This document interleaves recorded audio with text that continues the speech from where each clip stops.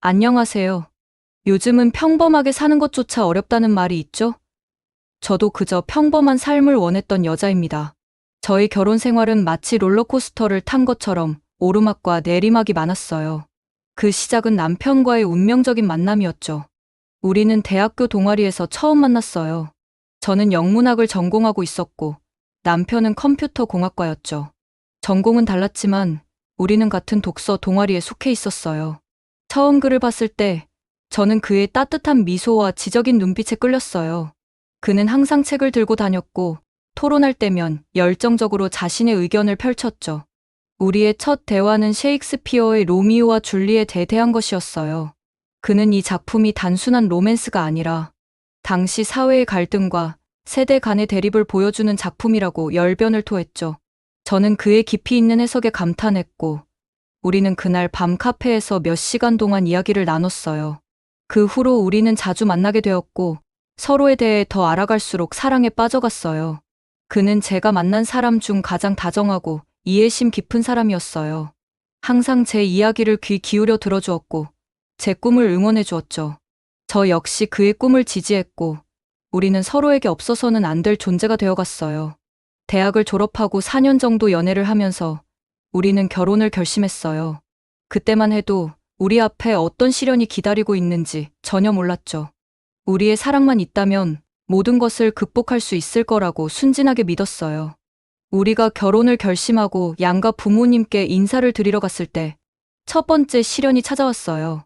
제 부모님은 우리의 결혼을 축하해 주셨지만 시댁은 달랐어요. 특히 시아버지께서 크게 반대하셨죠. 처음에는 그 이유를 이해할 수 없었어요. 시아버지께서는 저희 나이를 듣자마자 얼굴을 찌푸리셨고 저희가 결혼 이야기를 꺼내자 격렬하게 반대하셨거든요. 나중에 알게 된 사실이지만 그 이유가 바로 우리의 띠 때문이었어요. 시아버지께서는 사주와 띠를 굉장히 중요하게 여기셨어요. 그분 말씀으로는 제 띠와 남편의 띠가 앙숙이라고 해요. 즉, 서로 잘 맞지 않는 조합이라는 거죠. 시아버지께서는 이런 조합으로 결혼하면 불행해질 거라고 확신하셨어요. 아들아, 이 애비가 누누이 말했잖니. 너는 뱀띠 여자를 만나면 안 된다고. 그런데 어떻게 그 띠를 가진 여자와 결혼할 생각을 하니? 너희 둘은 평생 고생만 할 거야. 나는 절대 허락할 수 없어. 시아버지의 이 말씀이 아직도 귓가에 생생해요. 그때 저는 너무나 충격을 받았고 마음이 아팠어요. 제가 어떤 사람인지도 모르시면서 단지 제 띠 때문에 저를 판단하시는 것이 너무나 불공평하다고 느꼈거든요. 남편은 시아버지를 설득하려 노력했어요. 띠 궁합은 단지 미신일 뿐이며 우리의 사랑과 서로에 대한 이해가 더 중요하다고 말씀드렸죠. 남편이 조심스럽게 입을 열었어요. 아버지, 저희는 띠 궁합이 단순한 미신이라고 생각합니다. 사람의 성격이나 운명을 태어난 해로 결정할 순 없잖아요. 저희의 사랑과 서로에 대한 이해가 더 중요하다고 봐요. 저도 용기를 내어 말했어요. 네, 아버님. 저희는 서로를 깊이 알고 이해하고 있어요. 띠가 맞지 않는다고 해서 우리의 관계가 불행해질 거라고는 생각하지 않아요. 하지만 시아버지는 들으려 하지 않으셨어요. 미신이라고? 너희가 뭘 안다고 그런 말을 하느냐? 이건 수천 년 동안 내려온 우리 조상들의 지혜야. 내가 평생 보아온 경험으로도 증명된 사실이라고. 띠 궁합이 안 맞는 부부들이 얼마나 불행하게 사는지 너희가 모르는 거야. 시아버지는 남편을 보고 말을 이어나가셨어요. 너는 아직 젊어서 세상 물정을 모르는 거야. 나는 평생을 살아보니 이런 게 얼마나 중요한지 알아. 너가 지금은 사랑한다고 하지만 나중에 후회할 거야. 시아버지의 완고한 태도에 저는 점점 자신감을 잃어갔어요. 혹시 정말 우리의 결혼이 실수일까? 남편에게 불행만 안겨주는 건 아닐까? 이런 생각들이 제 마음을 갉아먹기 시작했죠. 시아버지의 강력한 반대로 우리의 관계는 위기를 맞았어요. 저는 남편에게 이렇게 말했죠. 여보, 우리 그만하자. 아버님께서 이렇게 반대하시는데 우리가 결혼해서 행복할 수 있을까? 나는 당신을 정말 사랑하지만 가족의 반대를 무릅쓰고 결혼하는 것이 옳은 일인지 모르겠어. 그는 제 손을 꼭 잡고 이렇게 말했어요. 난 당신을 포기할 수 없어. 우리의 사랑을 그런 미신 때문에 저버리고 싶진 않아. 내가 아버지를 어떻게든 설득할게. 날 믿고 기다려줘. 남편의 확고한 의지에 저는 다시 용기를 얻었어요. 우리는 함께 시아버지를 설득하기로 했죠. 하지만 시아버지는 여전히 완강했어요. 우리가 찾아갈 때마다 불편한 기색을 감추지 않으셨고, 저를 볼 때마다 한숨을 쉬셨죠. 몇 달 동안 이런 상황이 계속되었어요. 저는 점점 지쳐갔고, 남편도 힘들어했어요. 그러던 어느 날, 남편이 결단을 내렸어요. 아버지, 저는 이 사람과 결혼하겠습니다. 아버지께서 허락해 주시지 않아도 결혼할 겁니다. 그렇게 계속 반대하시고 말도 안 되는 미신 믿고 저희 끊어 놓으실 거면 저는 가족과의 인연을 끊겠습니다. 남편의 이 말에 시아버지는 크게 놀라셨어요. 아들이 이렇게까지 나올 줄은 예상하지 못하셨나 봐요. 시아버지는 한동안 말씀이 없으셨고 방에서 나가 버리셨어요. 그날 밤 시어머니께서 우리를 불렀어요. 시어머니는 눈물을 흘리시며 이렇게 말씀하셨죠. 아들아, 네 아버지가 결혼을 허락하셨단다. 이제 앞으로의 삶은 너희의 몫이야. 서로 사랑하며 잘 살아라. 우리는 놀라서 서로를 바라보았어요. 시어머니는 시아버지가 갑자기 결혼을 허락하신 이유를 설명해 주셨어요. 사실 너네가 처음 결혼 허락 받으러 온 날부터 계속 이야기를 나눴어. 처음엔 도저히 설득이 안 됐는데 오늘 너네가 찾아와 그렇게 말하고 나서 다시 한번 물어봤더니 그제서야 뜻을 굽히셨어. 하지만 조건을 걸더구나. 결혼식 날짜만큼은 정하게 해달라고. 우리는 기쁨의 눈물을 흘렸어요. 드디어 우리의 사랑이 인정받은 것 같았거든요. 하지만 이것이 끝이 아니었다는 것을 그때는 몰랐죠. 우리의 결혼식은 시아버지가 정해주신 날짜에 양가 가족들과 친구들이 모인 가운데 조용히 치러졌어요. 시아버지는 결혼식에 참석하셨지만 여전히 불편한 기색을 감추지 못하셨죠. 하지만 저는 그날만큼은 행복했어요. 사랑하는 사람과 평생을 함께하기로 약속했으니까요. 신혼집은 회사와 가까운 아파트였어요. 작지만 아늑한 공간이었죠.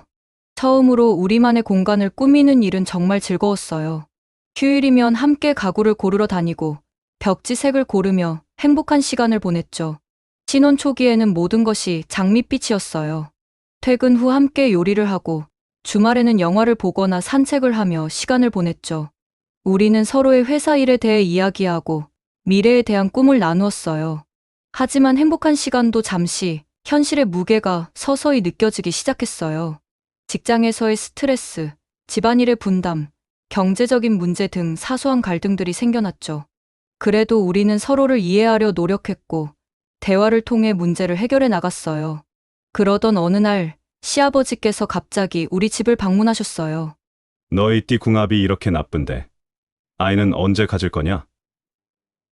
빨리 아이를 낳아야 집안이 편안해질 텐데. 이 말씀을 시작으로 시아버지의 간섭이 본격적으로 시작되었어요. 우리의 사생활에 대해 이것저것 물어보시고 조언이라는 이름으로 이래라 저래라 하셨죠. 특히 아이를 갖는 문제에 대해서는 집착에 가까울 정도로 강요하셨어요. 시아버지의 방문 이후 우리 부부의 생활은 크게 흔들리기 시작했어요. 거의 매주 전화를 하셔서 아이 소식을 물어보셨고 가끔은 불쑥 집으로 찾아오셔서 우리의 생활을 관찰하셨죠. 아들아, 너희 둘 다 띠가 좋지 않으니 아이를 가지려면 특별히 주의해야 해. 내가 절에 다녀와서 좋은 날짜를 받아왔으니 그날만 관계를 가져라. 처음에는 이런 말씀을 농담으로 받아들였어요. 하지만 시아버지는 정말 심각하게 이 문제에 집착하셨어요.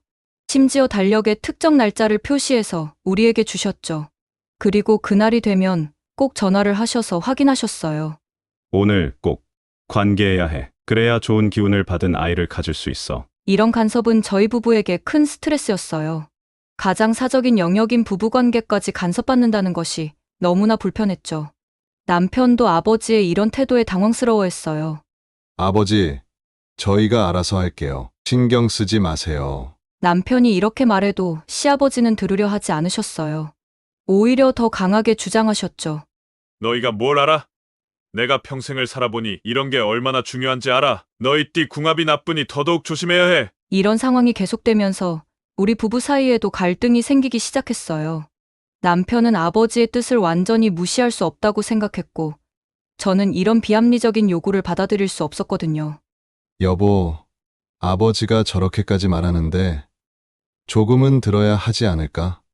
아버지께서 우리를 위해 걱정하시는 거잖아. 남편의 이런 말에 저는 화가 났어요. 당신도 아버님 말씀이 말이 된다고 생각해? 우리의 사생활까지 이렇게 간섭받는 게 정상이라고 생각하냐고. 이렇게 말다툼을 하는 일이 잦아졌어요.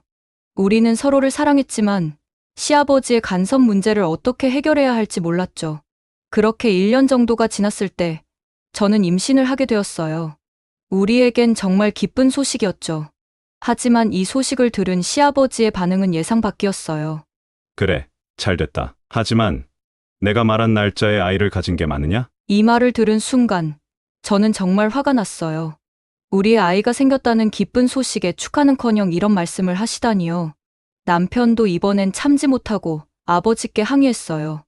아버지, 그게 무슨 말씀이세요? 아이가 생긴 것만으로도 감사한 일인데 어떻게 그런 말씀을 하실 수 있어요? 하지만 시아버지는 여전히 자신의 주장을 굽히지 않으셨어요. 너희가 모르는 게 많아. 이제부터라도 내 말을 잘 들어. 임신 중에도 조심할 게 많아. 그 후로 시아버지는 더 자주 우리 집에 오셨어요. 제가 먹는 음식, 하는 행동 하나하나에 대해 이러쿵저러쿵 말씀하셨죠. 심지어는 제가 듣는 음악까지 간섭하셨어요. 너는 불경을 들어야 돼. 그래야 아이의 기운이 좋아져. 저는 점점 더 스트레스를 받았고 건강에도 이상이 생기기 시작했어요. 임신 우울증이 심해지고 불면증에 시달렸죠. 남편은 저를 걱정하며 시아버지께 자제를 요청했지만 오히려 역효과였어요. 너희가 내 말을 듣지 않으니까 이런 일이 생기는 거야. 앞으로는 내 말 좀 들어라. 결국 저는 산부인과 의사 선생님께 상담을 받았고 스트레스로 인해 임신 중독증 초기 증상이 나타나고 있다는 진단을 받았어요. 의사 선생님은 안정을 취하고 스트레스를 피하라고 권고하셨죠. 이 사실을 안 남편은 결단을 내렸어요. 시아버지께 정중하고 단호하게 말씀드렸죠. 아버지, 저희도 이제 한 가정을 이루고 아이까지 갖게 됐어요. 그러니까 저희의 생활을 존중해 주셨으면 합니다. 앞으로는 저희가 연락드리기 전에는 오지 않으셨으면 해요. 시아버지는 이 말을 듣고 크게 화를 내셨어요. 하지만 남편은 뜻을 굽히지 않았고 결국 시아버지는 발걸음을 돌리셨죠. 그 후로 우리의 생활은 조금씩 안정을 찾아갔어요. 시아버지의 간섭은 줄어들었고 저는 평온한 마음으로 임신 생활을 보낼 수 있었죠.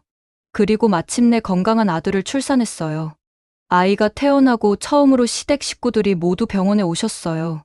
시아버지도 오셨죠. 처음에는 어색한 분위기였지만 아이를 안아보시는 시아버지의 표정이 밝아지는 걸 볼 수 있었어요. 이 아이 정말 우리 집안을 닮았구나. 시아버지의 말씀에 우리는 조심스럽게 웃었어요. 그 순간만큼은 모든 갈등이 잊혀지는 것 같았죠. 하지만 이런 평화로운 시간도 잠시였어요. 아이가 태어난 지 얼마 지나지 않아 시아버지께서 갑자기 심각한 표정으로 말씀하셨어요. 아이가 태어난 연도가 좋지 않아. 게다가 태어난 시간이 오후 3시 15분이라고? 이건 불길한 징조야. 우리는 당황스러웠어요. 시아버지께서는 계속해서 말씀하셨죠. 남자아이인 것은 다행이지만 이 아이의 사주를 보니 물과 불이 부족해. 앞으로 이 아이를 키울 때 특별히 주의해야 해. 시아버지의 말씀은 여기서 그치지 않았어요. 아이의 앞날을 위해라는 명목으로 우리가 해야 할 일들을 세세하게 지시하셨죠. 이 아이는 물과 불이 부족하니 항상 물이 있는 곳에서 놀게 해야 해. 목욕을 자주 시키고 물을 많이 마시게 해. 또 빨간색 옷을 자주 입혀야 해. 그래야 불의 기운을 보충할 수 있어. 심지어 아이의 이름도 바꾸라고 하셨어요. 지금 이름으로는 안 돼. 물과 불의 기운이 있는 한자를 써서 이름을 다시 지어야 해. 내가 좋은 이름을 골라놨으니 그걸로 바꾸도록 해. 우리는 난감했어요. 아이를 낳은 기쁨도 잠시, 또다시 시아버지의 미신적인 믿음으로 인한 갈등이 시작된 것 같았거든요. 남편이 조심스럽게 말했어요. 아버지, 저희가 지은 이름에도 의미가 있습니다. 그리고 제 아이니까 저희가 알아서 키우겠습니다. 하지만 시아버지는 고집을 꺾지 않으셨어요. 너희가 뭘 알아? 내 말대로 하지 않으면 이 아이의 앞날이 어떻게 될지 모른다고. 이렇게 아이가 태어나면서 우리는 새로운 갈등에 직면하게 되었어요. 아이를 어떻게 키울 것인가에 대한 의견 차이, 그리고 시아버지의 미신적인 믿음과 우리의 현대적인 양육 방식 사이에 충돌이 시작된 거죠. 시간이 흘러 우리 아이가 어느덧 5살이 되었어요. 그동안 우리는 시아버지의 요구사항과 우리의 양육 방식 사이에서 균형을 잡으려 노력했지만 아이에게 미치는 영향을 무시할 수 없게 되었어요.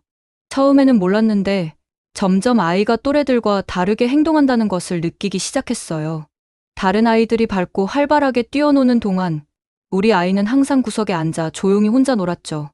어느 날 유치원 선생님께서 상담을 요청하셨어요. 우리 반 아이들 중에서 가장 조용하고 내성적이에요. 나중에 친구들과 잘 어울리지 못할 것 같아 걱정이 되네요. 이 말을 듣고 남편과 저는 큰 충격을 받았어요. 집에서도 아이가 항상 조용하고 움츠러든 모습을 보였지만 우리는 그저 아이의 성격이라고만 생각했거든요. 하지만 곰곰이 생각해보니 이는 시아버지의 지나친 간섭 때문일 수도 있겠다는 생각이 들었어요. 아이가 태어났을 때부터 시아버지는 끊임없이 조심해야 할 것들을 강조하셨죠. 뛰지 마라. 넌 뛰면 안 돼. 큰 소리로 웃으면 안 돼. 나쁜 기운이 들어온다. 다른 아이들과 너무 가까이 지내면 안 돼. 나쁜 기운이 옮을 수 있어. 이런 말들을 들으며 자란 우리 아이는 자연스럽게 조심스럽고 내성적인 성격을 갖게 된 것 같아요. 활발하게 뛰어놀고 친구들과 어울리는 것을 두려워하게 된 거죠. 남편과 저는 이 상황에 대해 깊은 대화를 나눴어요. 우리는 아이의 건강한 성장을 위해 무언가 변화가 필요하다는 데 동의했죠. 하지만 어떻게 시아버지의 간섭을 줄이면서도 가족 관계를 유지할 수 있을지, 그것이 우리의 새로운 고민이 되었어요. 이제 우리는 아이를 위해 더 적극적으로 나서야 한다는 것을 깨달았어요. 아이가 밝고 활발하게 자랄 수 있도록, 그리고 다른 아이들과 잘 어울릴 수 있도록 도와주어야 했죠. 하지만 이는 곧 시아버지와의 또 다른 갈등을 의미할 수도 있었어요. 우리는 이 어려운 상황을 어떻게 해결해 나갈 수 있을지 다시 한번 큰 시험대에 오른 것 같았어요. 이런 상황에서 뜻밖의 조력자가 나타났어요. 바로 남편의 여동생, 제 시누이였죠. 시누이는 평소에 조용하고 내성적인 성격이어서 가족 문제에 크게 관여하지 않았어요. 하지만 이번에는 달랐어요.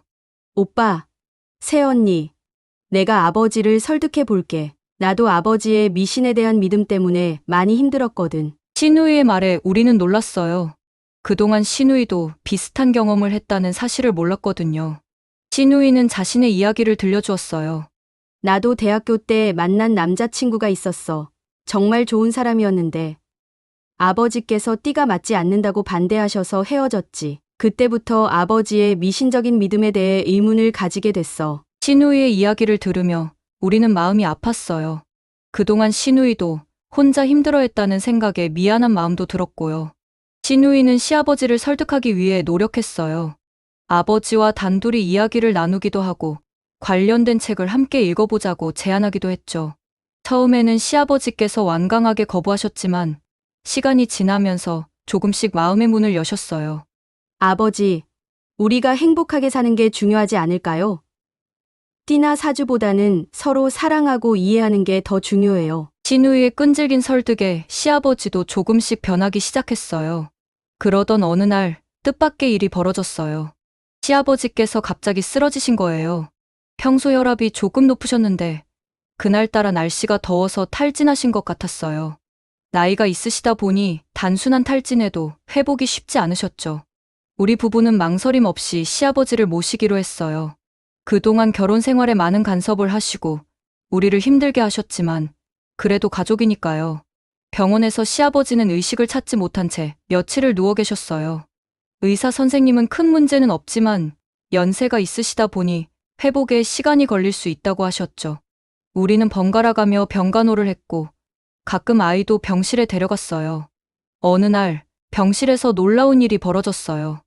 의식 없이 누워 계신 시아버지 곁에서 아이가 갑자기 할아버지, 하고 부르더니 시아버지의 손을 꼭 잡았어요. 그 순간 시아버지께서 눈을 뜨셨어요. 시아버지는 눈을 뜨자마자 아이를 끌어안으셨어요. 그리고는 떨리는 목소리로 말씀하셨죠. 고맙다. 정말 고마워. 우리가 놀라서 무슨 일이냐고 여쭤보자 시아버지께서 꿈을 꾸셨다고 해요. 꿈에서 난 주변에 아무것도 없는 어두운 곳에 혼자 있었어. 너무 무섭고 외로웠지. 그때 우리 손주가 나타나더니 내 손을 잡고 할아버지, 우리 집에 가요. 다 같이 행복하게 지내요라고 하는 거야. 그 말을 듣는 순간 내가 얼마나 어리석었는지 깨달았어. 이 사건을 계기로 우리 가족의 관계가 완전히 바뀌었어요. 시아버지의 퇴원 후 우리 가족의 일상은 많이 달라졌어요.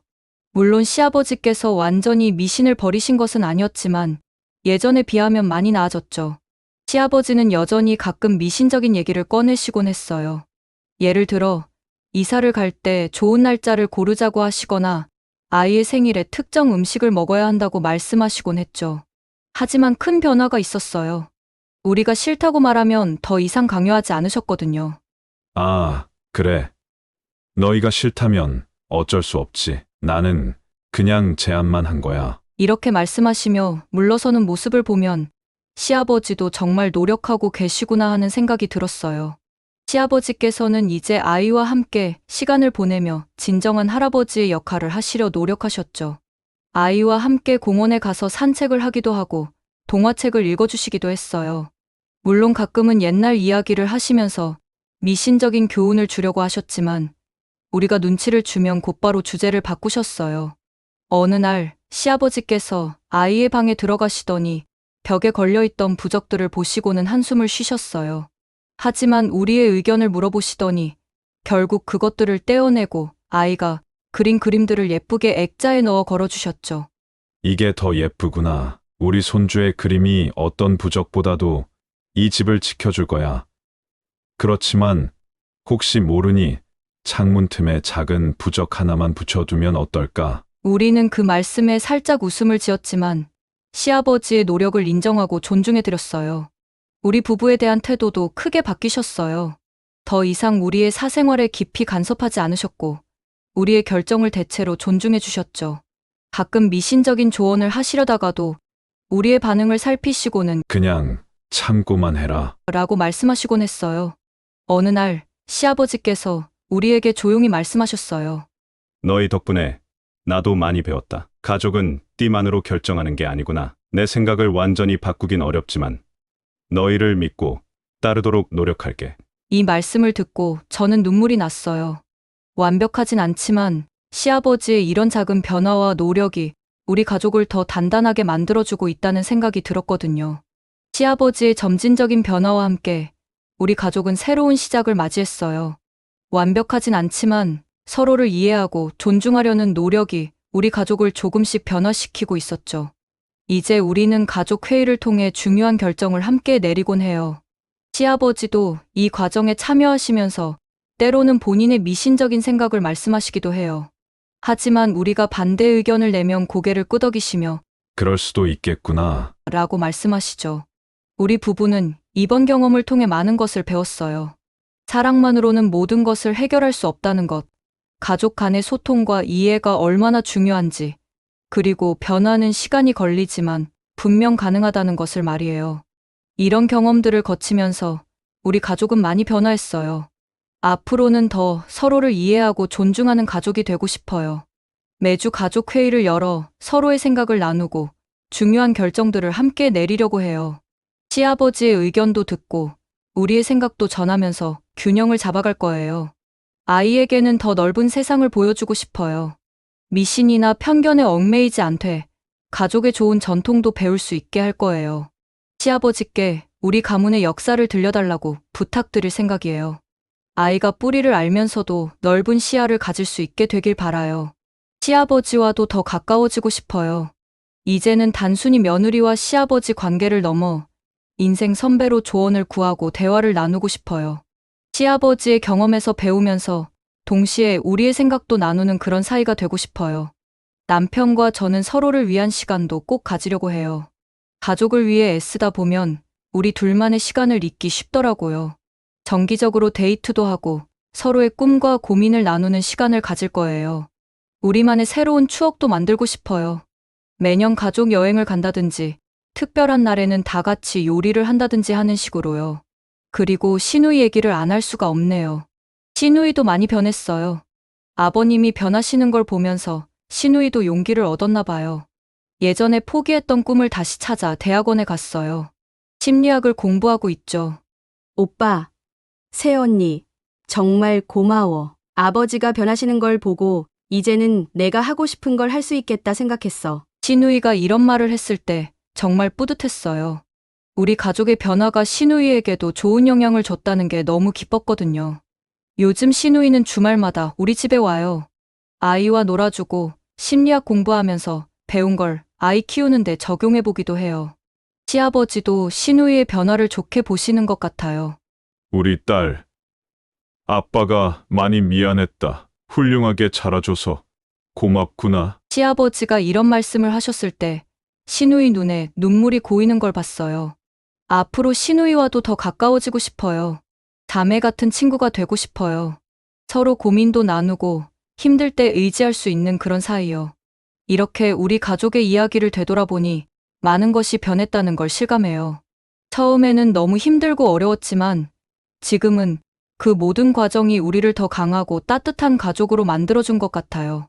물론 아직도 가끔은 작은 갈등들이 있어요. 시아버지가 옛날 습관이 나오실 때도 있고 우리 부부 사이에서도 의견 차이가 생길 때가 있죠. 하지만 이제는 그런 일들이 두렵지 않아요. 오히려 그런 과정을 통해 서로를 더 이해하고 가족의 유대감을 키울 수 있다고 생각해요. 시아버지와 저는 이제 차 한 잔을 함께 마시며 이야기를 나눌 수 있는 사이가 되었어요. 시아버지는 젊은 시절 이야기를 들려주시고 저는 요즘 세상 돌아가는 이야기를 해드리죠. 가끔 시아버지께서 미신적인 이야기를 꺼내실 때면 저는 그저 미소 지으며 네, 그렇군요라고 대답해요. 그러면 시아버지도 아, 너희는 이런 거 안 믿지? 하며 웃으세요. 우리 아이는 이제 말을 제법 하게 되었어요. 할아버지, 하고 부르며 뛰어가 안기는 모습을 보면 지난날의 어려움들이 모두 녹아내리는 것 같아요. 시아버지도 아이를 안고 행복해 하시는 모습이 정말 보기 좋아요. 이 모든 경험을 통해 저는 한 가지 확신을 갖게 되었어요. 사랑과 이해, 그리고 존중이 있다면 어떤 어려움도 조금씩 극복해 나갈 수 있다는 거예요. 완벽하지 않아도 괜찮아요. 함께 노력하고 성장하는 과정 자체가 의미 있는 거죠. 그리고 여러분께 기쁜 소식을 전해드리고 싶어요. 우리 가족에 새 생명이 찾아왔어요. 네, 제가 둘째를 가졌답니다. 임신 사실을 알았을 때 솔직히 말하면 처음에는 조금 두려웠어요. 첫째 때 힘들었던 기억이 떠올랐거든요. 하지만 이번에는 상황이 많이 달랐어요. 임신 소식을 들은 시아버지께서 제일 먼저 축하해 주셨어요. 아이고, 우리 며느리. 이번에는 내가 뭐라고 하지 않을 테니 편하게 있어. 내가 첫째 때 너무 힘들게 해서 미안해. 이번에는 내가 도와줄 테니 걱정하지 마. 시아버지의 이 말씀에 저는 눈물이 났어요. 우리 가족이 얼마나 많이 변했는지 다시 한번 실감했죠. 시아버지께서는 직접 산모를 위한 영양식 레시피를 찾아보시고 매일 아침 정성스럽게 준비해 주세요. 가끔은 좀 맛이 없을 때도 있지만 그 정성이 너무나 감사해요. 남편도 이번에는 더욱 세심하게 저를 챙겨줘요. 집안일을 도맡아 하고 주말이면 산책도 함께 나가요. 얼마 전에는 둘이서 태교 음악회에 다녀오기도 했어요. 음악을 들으며 우리는 앞으로 태어날 아기에 대한 이야기를 나눴죠. 어떤 아이로 자랄지, 우리는 어떤 부모가 되어야 할지에 대해 이야기하며 설레는 마음을 나눴어요. 첫째 아이는 동생이 생긴다는 소식에 신이 나 있어요. 매일 제 배에 대고 동생아, 빨리 나와서 같이 놀자. 라고 말하는 모습이 너무 귀여워요. 가끔은 엄마, 동생이 언제 나와요? 너무 오래 걸리는 거 아니에요? 라고 물어보기도 해요. 그럴 때마다 아이에게 인내심에 대해 설명해주고 있어요. 신우이는 벌써부터 둘째 아이의 고모 역할을 준비한다고 해요. 심리학 공부를 하면서 배운 것들을 접목해서 아이들을 더 잘 돌볼 수 있을 거라고 자신하네요. 얼마 전에는 아기의 정서 발달에 좋은 장난감들을 직접 골라서 선물해 주었어요. 신우이의 이런 모습을 보며 우리 아이들이 좋은 고모를 두어 얼마나 다행인지 모르겠어요. 이번 임신을 통해 우리 가족은 더욱 단단해지고 있어요. 서로를 배려하고 돕는 모습을 보면서 과거의 갈등들이 우리를 이렇게 성장시켰다는 걸 깨달았어요.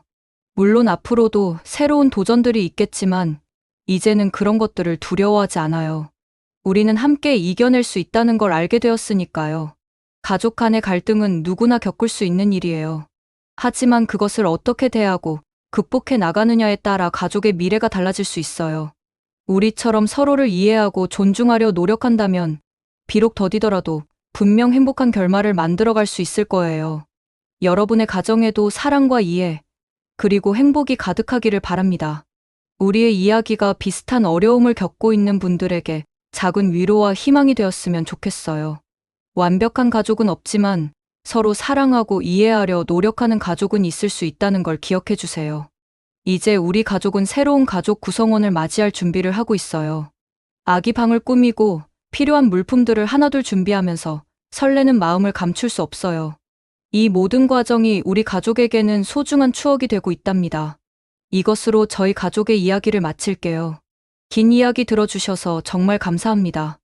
여러분의 가정에도 언제나 행복과 사랑이 가득하기를 진심으로 바랍니다. 그리고 혹시 지금 어려움을 겪고 계신다면 포기하지 마세요. 우리 가족처럼 여러분도 분명 행복한 결말을 맞이하실 수 있을 거예요. 새로운 시작은 언제나 가능하니까요. 모두의 가정에 평화와 기쁨이 가득하기를 바랍니다.